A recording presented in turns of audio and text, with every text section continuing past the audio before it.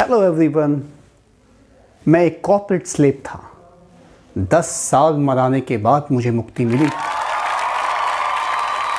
आज से 10 साल पहले मैं गुलामी के लिए सिलेक्ट हुआ था। मेरे अंदर गुलाम बनने की सबसे बढ़िया क्वालिटी थी। मैं सिलेक्टेड 5 कैंडिडेट्स में टॉप पर था। गुलामी का ऑफर मिलने के बाद मैंने मोहल्ले में खुद मिठाई बांटी थी। मैंने बड़ी खुशी से कॉर्पोरेट वर्ल्ड ज्वाइन किया।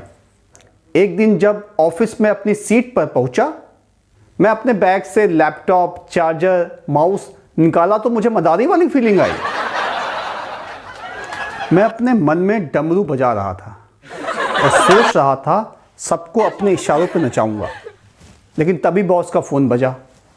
अपने केबिन में बुलाया और पूछा, जुम्मा 4 दिन आए हुआ और अभी से लेट हो गए। 4 गालियां खाने के बाद मुझे अपना जॉब रोल समझ में आया कि मैं बंदर हूं। मदारी तो सामने बैठा हुआ है। मैंने कहा चलो कोई नहीं। मैंने मन ही मन हनुमान जी को धन्यवाद दिया कि मैं भी आपकी कम्युनिटी में शामिल हो गया हूं, और फिर चलता कूदता अपनी सीट पे पहुंच गया। मेरा फ़ोन फिर बजा। उधर से आवाज़ आई, कहाँ हो बे? मैंने कहा कौन है बे? उसने कहा तुमको एचआर ढूंढ रही हैं इंडक्शन के लिए, कॉन्फ्रेंस रूम में आ जाओ। अब मैंने छलांग लगाई कॉन्फ्रेंस रूम के लिए। मैं भी न्यू ज्वाइनीज के साथ जाके बैठ गया। आप सबको पता है एचआर के पास कुछ काम तो होता नहीं है चूतिया बनाने के अलावा। वो हम सबको बैठा कर हमारा चूतिया काट रही थी। अच्छा, हमें चूतिया बनाने के लिए वही 3-4 question, tell me about yourself, why are you interested, strength and weaknesses, and why have you join this organisation. और वो ये क्वेश्चन कभी भी पूछ सकते हैं। दुनिया चांद पर पहुंच गई है, पर इनके क्वेश्चंस आज तक नहीं बदले। तभी इनको कोई सीरियसली नहीं लेता है। मैं एचआर वालों को बताना चाहता हूं, इनोवेशन नाम की भी कोई चीज होती है। यहां पर क्वेश्चन था, why have you join this organisation. मैं तो न्यू ज्वाइनीज के आंसर सुनकर हिल गया। जो बाहर चाय की दुकान में कह रहे थे कि बहुत घटिया कंपनी है, अच्छा पैकेज नहीं दिया और अगले 6 महीने मेरी सैलरी नहीं बढ़ाई तो मैं रिजाइन कर दूंगा।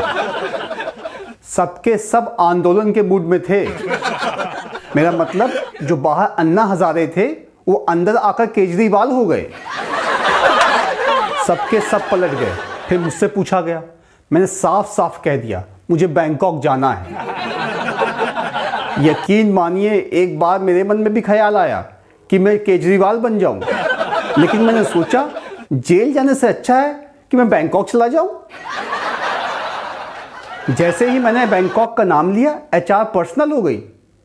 मुझसे कहने लगी, जब जाना तो बता देना, मैं भी साथ चलूंगी। मैंने कहा अगर मुझे बैंकॉक जाना होगा तो मैं आपको साथ क्यों ले जाऊंगा?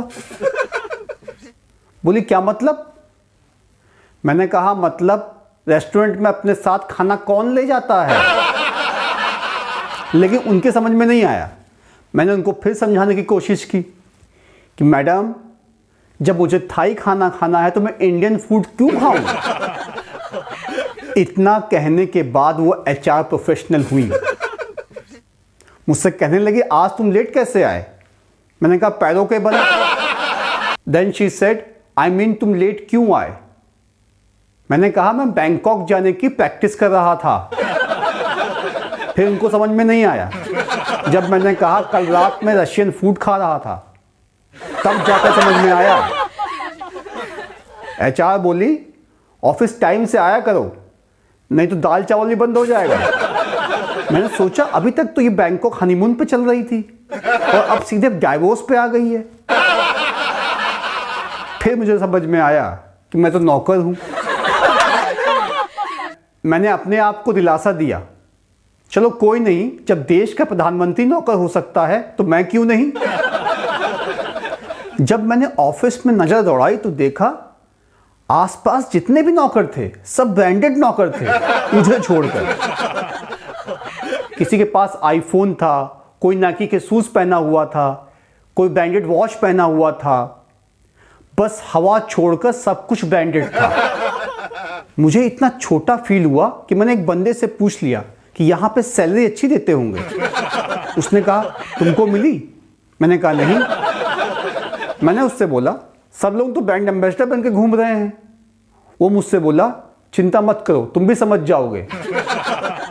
6 महीने के बाद मैंने अपना पहला लोन लिया। धीरे धीरे मैं भी ब्रांडेड सामान लेता रहा और ज़िंदगी EMI पे कटने लगी। तब जाकर मैं कॉर्पोरेट स्लेव बना।